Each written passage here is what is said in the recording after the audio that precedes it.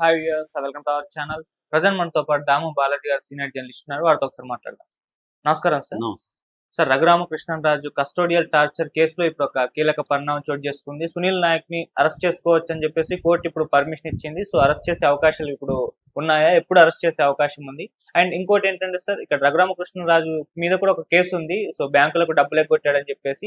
So దానిపైన కూడా ఇప్పుడు ఇతని మెడకు చుట్టుకోబోతుంది, రఘురామకృష్ణరాజు మెడకు అని చెప్పేసి కూడా చెప్తూ ఉన్నారు. సో దెబ్బకు దెబ్బ అన్నట్టుగా మారిపోయింది. సో ఏం జరుగుతుంది సార్ ఈ ఇష్యూ? అంటే ఈ ప్రభుత్వం వచ్చినప్పటి నుంచి కూడా ఇటు రాజకీయ నాయకుల మీద, ఇటు గతంలో జగన్ ప్రభుత్వంలో రెచ్చిపోయి తెలుగుదేశం కేడర్ మీద, నాయకుల మీద, బాగా రెచ్చిపోయిన పోలీస్ ఆఫీసర్ల మీద, ఇతర బ్యూరోక్రాట్స్ మీద కూడా కేసులు పెట్టడం, వాళ్ళని కూడా జైలుకి పంపడం అనేది జరుగుతుంది. ఇప్పటి వరకు ఎప్పుడు కూడా ఈ స్థాయి ఆఫీసర్లను జైల్లో పెట్టిన పరిస్థితులు లేవు. ఒక డీజీ స్థాయి ఆఫీసర్లను కూడా, పిఎస్ఆర్ ఆంజనేయులు లాంటి వాళ్ళని కూడా జైల్లో పెట్టగలిగారు. సో అది జరుగుతున్నప్పుడు ఏమవుతుందంటే ఐఏఎస్ ఐపీఎస్ అధికారులు కూడా తిరుగుబాటు మొదలైనట్టు కనబడుతుంది. ఎందుకంటే వాళ్ళు ఏ ప్రభుత్వాలు ఉన్నా ప్రభుత్వాల మాట వినాల్సిన పరిస్థితి ఏర్పడుతుంది. కొంతమంది వినాల్సిన అవసరం లేదు, కొట్లాడదాం ఎదురుగా అనుకునే వాళ్ళు ఉండొచ్చు. కానీ కొంతమంది ఏంటంటే వాళ్ళు కూడా పర్సనల్గా తీసుకొని బాగా రెచ్చిపోతుంటారు. అది ప్రభుత్వాలు మారినప్పుడు వాళ్ళకి ఇబ్బందులు వస్తుంటాయి. అలాగా గతంలో కూడా ఏబి వెంకటేశ్వరరావుని జగన్ చాలా ఇబ్బంది పెట్టాడు. అలాగే ఇప్పుడు కూడా వీళ్ళు సునీల్ కుమార్ అండ్ సునీల్ నాయక్, వీళ్ళిద్దరు, సునీల్ కుమార్ ఏమో ఎస్సీ, సునీల్ నాయక్ ఏమో ఎస్టీ.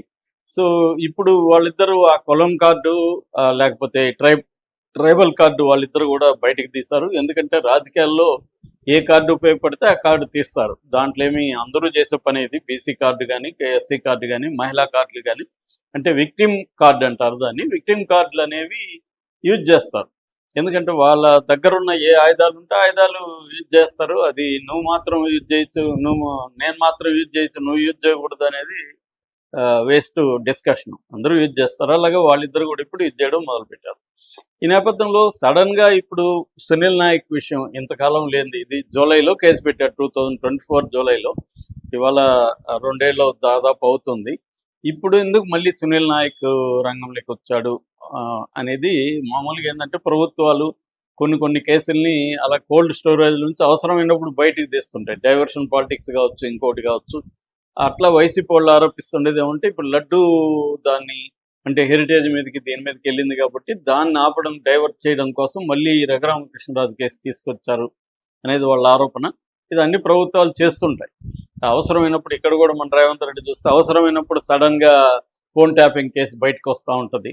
సో అలాగా అన్ని ప్రభుత్వాలు తమకు అవసరమైనప్పుడు పాత కేసులను మళ్ళీ బయటికి తీసుకురావడం, దాని చుట్టూ ఒక మీడియా హైప్ క్రియేట్ చేయడం చేస్తుంటారు.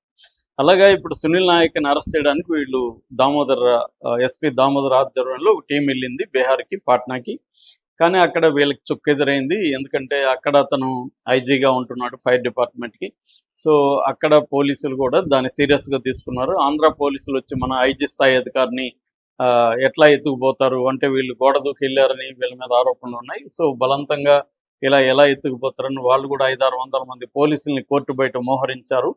డీజీపీ కూడా దాన్ని ఖండించాడు. సో వాళ్ళ ఇలా తీసుకుపోవడాన్ని అక్కడ కోర్టు కూడా, మ్యాజిస్ట్రేట్ కోర్టు ఎలాగా వస్తారు, మీ దగ్గర వారెంట్ ఉందా, కోర్టు వారెంట్ ఇచ్చిందా, ఎఫ్ఐఆర్లో ఇతని పేరు ఉందా, తర్వాత కేసు డైరీ అప్డేట్ చేశారా, ఇలాంటివన్నీ లీగల్ పాయింట్స్ అడిగింది. ఆ లీగల్ పాయింట్స్ వీళ్ళు అప్పటికీ సుప్రీంకోర్టు జడ్జిమెంట్లు చెప్పారు కానీ కోర్టు కన్విన్స్ కాలేదు. 1 మంత్ వరకే తన మీద చర్యలు తీసుకోకూడదని చెప్పారు. దాన్ని వీళ్ళు కూడా ప్రిస్టేజియస్గా తీసుకున్నారు. తీసుకొని అక్కడే దామోదర్ ఉండిపోయాడని చెప్తున్నారు. ఇక్కడ మళ్ళీ ఇక్కడ కదలిక వచ్చింది. వచ్చి ఇక్కడ సిట్ అధికారులు గుంటూరు మొబైల్ కోర్టులో పిటిషన్ వేశారు. ఇతను అబ్స్కాండ్ అవుతున్నాడు, మా విచారణకు రావట్లేదు కాబట్టి కస్టడీలకు తీసుకొని మేము విచారించాల్సిన అవసరం ఉంది అనేది వీళ్ళేశారు. దాంతో అతను కూడా అంటే ఇక్కడ ప్రతి కేసులో 2 యాంగిల్స్ ఉంటాయి. ఒకటి లీగల్ యాంగిల్, 2 పబ్లిక్ యాంగిల్. అంటే పబ్లిక్ పర్సెప్షన్లో, ఆప్టిక్స్ అంటారు దాన్ని, పబ్లిక్ పర్సెప్షన్ని ఎలా ఇన్ఫ్లుయెన్స్ చేయాలి అనేది ప్రధానంగా ఉంటుంది. ఏ పొలిటికల్ పార్టీలు ఇన్వాల్వ్ అయిన కేసులైనా కూడా ప్రధానమైన ప్రాధాన్యత దేనికి ఇస్తారంటే పబ్లిక్ పర్సెప్షన్కే ఇస్తారు. లీగల్ అనేది సెకండరీ. వాళ్ళకి తెలిసి చాలా కేసుల్లో లీగల్గా ఏమీ జరగదు. కానీ దాన్ని ఉపయోగించుకొని పబ్లిక్ పర్సెప్షన్లో ప్రత్యర్థులను ఇబ్బంది పెట్టడానికి ఇరు వర్గాలు ట్రై చేసుకుంటుంటాయి. అలాగే ఈ కేసు కూడా నిజానికి తను కొట్టారా లేదనేది ఇప్పుడు ఎలాగ కన్ఫర్మ్ అయ్యేది? అప్పుడు ఇతనికి సర్టిఫికేట్ ఇచ్చిన Guntur government hospital superintendent Prabhavati తనకు కొట్టలేదని ఇచ్చేశారు. తర్వాత ఇక్కడ రైల్వే హాస్పిటల్కి పంపించారు. అక్కడ కూడా ఏదో చిన్న కాలు బొట్టనేలు ఇరిగిందని దానికి దీనికి సంబంధం అనేది ఎలా నిరూపిస్తారు? కాబట్టి కస్టోడియల్ టార్చర్ అనేది బేసిక్గా 2 రకాలుగా ఉంటుంది. ఒకటి పోలీసు లాకపుల్లో కొట్టడం, 2 జైళ్ళల్లో ఖైదీలను కొట్టడం. నిజానికి జైళ్ళల్లో ఖైదీలను కొట్టడమే కేసులు ఎక్కువ. పోలీసు లాకపుల్లో కూడా కొడుతున్నారు. ఈ మధ్య కొంత తగ్గింది గతంతో పోలిస్తే. మేము పౌరకుల సంఘంలో పనిచేసేటప్పుడు 90s విపరీతంగా కొట్టేవాళ్ళు. మేము అనేక కేసులు నేను ప్రత్యక్షంగా చూశాను. వాళ్ళు పోలీస్ దెబ్బలు అంటారు. బ్లడ్ రాదు కానీ నల్లగా కదుములుగా అయిపోయి ఉంటుంది బాడీ అంతా. అలా కొట్టగలరు వాళ్ళు. దీని మీద జేబీఎం సినిమా కూడా తీశారు. అలాగా ఈయన కొట్టుండ్రా అంటే కొట్టుండే అవకాశాలు ఎక్కువ. రఘురామకృష్ణరాజు మీద చాలా సివియర్ కోపం ఉంది కాబట్టి జగన్కి కొట్టించుండొచ్చు. సో కానీ దాన్ని ఎలా ప్రూవ్ చేస్తారనేది ఇబ్బంది. చాలా మంది ఖైదీలు తమను కొట్టారని కోర్టులో చెప్పినా కూడా దాన్ని ఏం ప్రూవ్ కావు. అందుకనే ప్రూవ్ కావు ఏం కాదు కాబట్టి పోలీసులు కొడతారు. ఇప్పటికి కూడా ఎందుకు కొడతారంటే ఏమి ప్రూవ్ కాదు, మనకేమి నష్టమేం లేదు, కొడదామనేది పద్ధతిలోనే ఇప్పటికి కూడా లాకప్పులు కొట్టడం అనేది జరుగుతుంది. సో ఈ నేపథ్యంలో ఇప్పుడు రఘురామకృష్ణరాజు కేసు ప్రూవ్ అయ్యే అవకాశాలు చాలా తక్కువ. కానీ దాన్ని ఉపయోగించుకొని జగన్ని లేకపోతే అప్పుడు ఉన్న అధికారుల్ని పబ్లిక్లో బదనాం చేయడానికి తెలుగుదేశం కూటమి ప్రభుత్వం ట్రై చేస్తుంది. దాన్ని ఎదుర్కోవడానికి వాళ్ళు ట్రై చేస్తారు.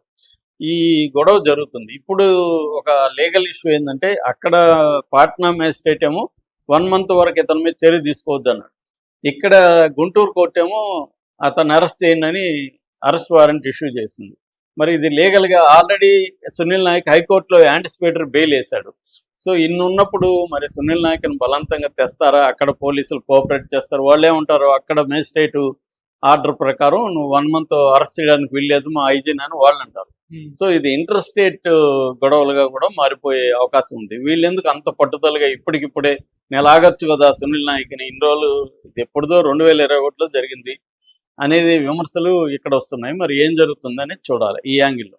రెండో యాంగిల్ ఏంటంటే దీనికి కౌంటర్గా సునీల్ నాయక్ ఆల్రెడీ ఆయన ఒక ట్వీట్ చేశాడు. నేను ఎస్టీ అధికారిని, ట్రైబల్ని, నన్ను వేధించడానికి ఎలా చేస్తున్నారు, నిజానికి రఘురామకృష్ణరాజు నన్ను ఫోన్లు చేసి బెదిరించాడు, నువ్వు జగన్ పేరు చెప్పు, సునీల్ కుమార్ పేరు చెప్పు, లేకపోతే నువ్వు కూడా నిందితుడిగా అయిపోతావు, లేకపోతే నువ్వు సాక్షిగా మాత్రం ఉంటావు అని బెదిరించాడు. నేను ఆ బెదిరింపులకు లొంగలేదు, ఆయన కాల్ రికార్డ్ చూస్తే బెదిరింపులు కాల్సి ఉంటాయి అనేది సునీల్ నాయక్ గారు. ఇది పెద్ద ఆరోపణ.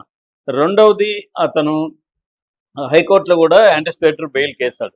ఈ 2 సునీల్ నాయక్ చేస్తే సునీల్ కుమార్కి మీద ఏం చేశారంటే సస్పెన్షన్ పెట్టారు. ఆయన రిటైర్డ్ అయ్యే వరకు లేదా ఈ కేసు ఎండ్ అయ్యే వరకు సస్పెన్షన్లోనే ఉంటాడనేది చెప్పేశారు. సో ఇప్పుడు ఆయన ఇది కూడా వేధింపులు అనేది ఆయన మాట్లాడుతున్నది. ఎందుకంటే గతంలో ఏబి వెంకటేశ్వరరావుని జగన్ ఎలా వేధించాడు, దీంట్లో కూడా ఆయన మీద ఆరోపణలే కానీ ఆయన కేసు ఏం ప్రూవ్ అయినట్టు కాదు కదా. మరి సస్పెండ్ ఎందుకు చేస్తున్నారు? ఇదే వ్యవహారం అందరి విషయంలో చేస్తున్నారా?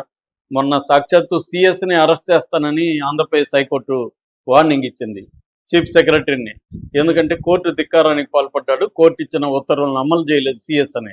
కాబట్టి అటువంటి వాతావరణంలో ఒక ఎస్సీ సంబంధించిన ఆఫీసర్ని ఎందుకు ఇలా వేధిస్తున్నారనేది ఆయన అడుగుతున్నాడు. దాంతోపాటు రఘురామకృష్ణరాజు వివిధ బ్యాంకులకి అంటే రఘురామకృష్ణరాజు అంటే ఆయన కంపెనీలు వివిధ బ్యాంకులకి దాదాపు 1,000 కోట్ల పైన డబ్బులు ఎగ్గొట్టారు. ఆ కేసులో ఆయన బెయిల్ మీద ఉన్నాడు, సిబిఐ కేసు నడుస్తుంది. సో ఆ బెయిల్ రద్దు చేయాలి, అరెస్ట్ చేయాలి, లేకపోతే బయట ఉంటే ఆయన సాక్షులను బెదిరిస్తున్నాడు, ఆల్రెడీ సునీల్ నాయక్ని బెదిరించాడు ఆయన అనేది సిబిఐకి ఆయన లెటర్ రాశాడు. మరి సిబిఐ ఎలా రియాక్ట్ అవుతుంది అనేది చూడాలి.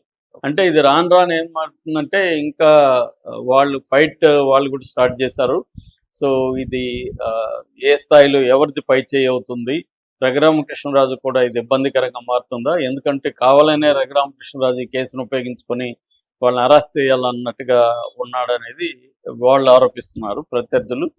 సో ఇది ఎటు చుట్టుకుంటుందా అనేది చూడాలి. Okay sir, thank you so much.